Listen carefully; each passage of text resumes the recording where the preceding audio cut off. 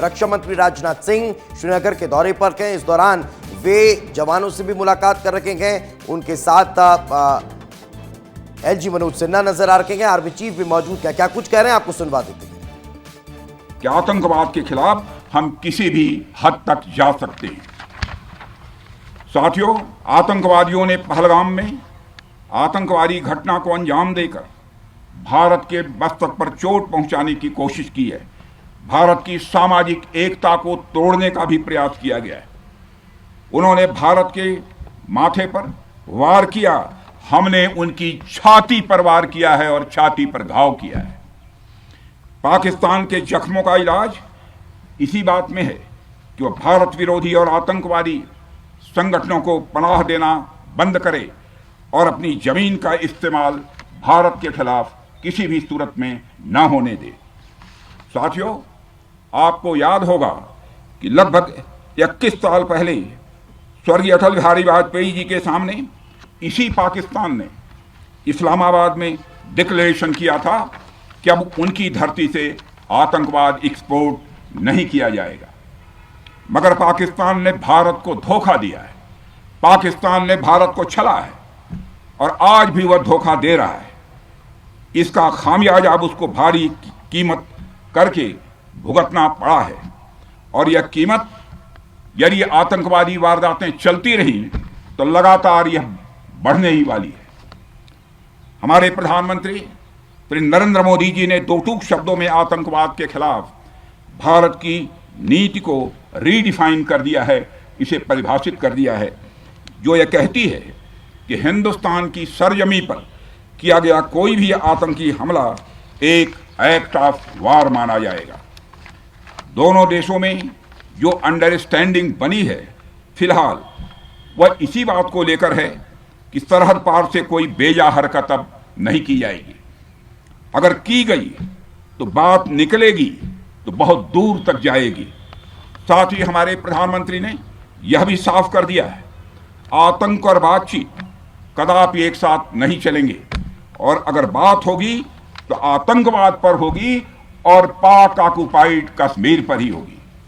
साथियों, ऑपरेशन सिंदूर की कामयाबी ने पाकिस्तान में छिपे आतंकी संगठनों और उनके आकाओं को भी यह साफ बता दिया है कि वे कहीं भी अपने आप को महफूज और सुरक्षित न समझें। अब वे हमारे बहादुर भारतीय सेनाओं के निशाने पर हैं। दुनिया जानती है हमारी सेनाओं का निशाना अचूक है और जब वो निशाना लगाते हैं तो गिनती करने का काम वह दुश्मनों पर छोड़ देते हैं। साथियों, आज आतंकवाद के खिलाफ भारत की प्रतिज्ञा कितनी कठोर है इसका पता इसी बात से चलता है कि हमने उनके न्यूक्लियर ब्लैकमेल की भी परवाह नहीं की है। पूरी दुनिया ने देखा है कि कैसे गैर जिम्मेदाराना तरीके से पाकिस्तान द्वारा भारत को अनेक बार एटमी धमकियां दी गई हैं। आज श्रीनगर की धरती से मैं पूरी दुनिया के सामने यह सवाल उठाना चाहता हूं कि क्या ऐसे गैर जिम्मेदार और रोग नेशन के हाथों में परमाणु हथियार सुरक्षित हैं? मैं दुनिया के सामने यह सवाल खड़ा करना चाहता हूं। मैं मानता हूं कि पाकिस्तान के एटमी हथियारों को IAEA international atomic energy agency की निगरानी में लिया जाना चाहिए। मैं ये कहना चाहूँगा और साफ तौर पर कहना चाहूँगा।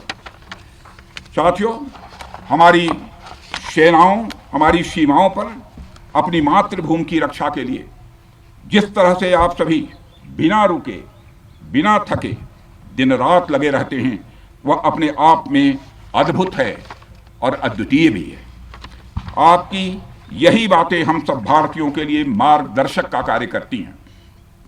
यही कारण है कि मैं हमेशा आपसे मिलने के लिए उत्साहित रहता हूं ताकि आपके अंदर की ऊर्जा से हम सब भी कुछ प्रेरणा ले सकें। साथियों, आतंकियों ने पहलगाम में धर्म पूछकर हमारे निर्दोष लोगों को मारा। उसके बाद आपने जो जवाब दिया उसे पूरी दुनिया ने देखा है। उन्होंने यह नहीं सोचा कि आम नागरिकों ने उनका क्या बिगाड़ा है, उन्होंने ऐसा क्या किया है कि उन्हें मार दिया जाए। पर मैं यह कहना चाहूंगा आतंकियों ने भारतीयों को धर्म पूछकर देखकर मारा, धर्म पूछकर मारा, तो हमने आतंकियों को उनका कर्म देखकर मारा है। उन्होंने धर्म देखकर बेगुनाहों की जान ली, यह पाकिस्तान का कर्म था। हमने कर्म देखकर उनका खात्मा किया, यह हमारा भारतीय धर्म है। एक रक्षा मंत्री के रूप में मुझे आप सबको बेहद नजदीक से वर्षों से जानने का और समझने का अवसर मिला है। मैं आपके साहस और पराक्रम को तो जानता ही हूं, साथ ही साथ पहलगाम जैसी घटना के प्रति आपके गुस्से को भी मैं अच्छी तरह जानता हूं। साथियों, मुझे पता है कि पहलगाम के बाद आपके अंदर गुस्सा था, पूरे देश के अंदर गुस्सा था।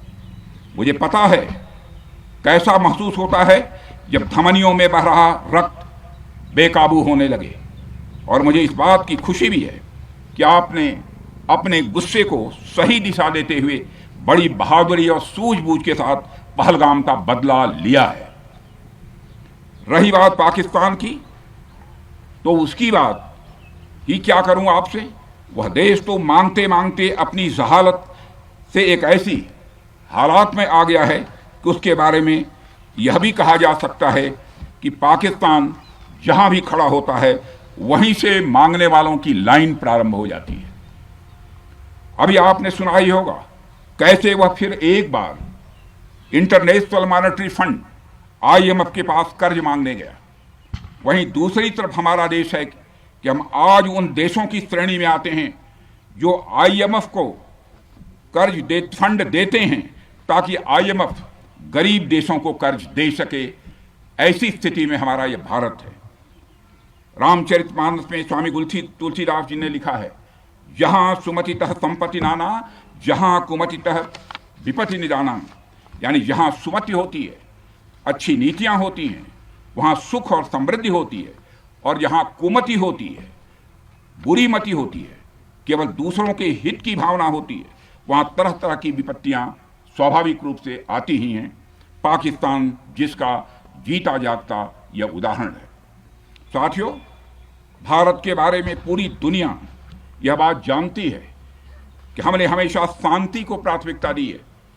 हम आमतौर पर युद्ध के समर्थक कभी नहीं रहे, लेकिन स्थितियां जब इतनी विकट हो जाएं, जब देश की संप्रभुता पर आक्रमण होने लगे, तो जवाब देना यह आवश्यक हो जाता है। राष्ट्र कवि रामधारी सिंह दिनकर जी की पंक्तियां आपके सामने रखना चाहूंगा। रुग्ण होना चाहता कोई नहीं, रुग्ण होना चाहता कोई नहीं, रोग लेकिन आ गया जब पास हो, तिक्त औषधि, कड़वी औषधि, तिक्त औषधि के सिवा उपचार क्या, शमित होगा वह नहीं मिष्ठान्न से। यानी कोई बीमारी अगर लग जाए तो वह मिठाई से दूर नहीं होती है, उसके लिए कड़वी दवा ही काम करती है। इसलिए आतंकवाद जैसे रोग के लिए भी ऑपरेशन सिंदूर जैसी दवा की बड़ी जरूरत हो गई थी।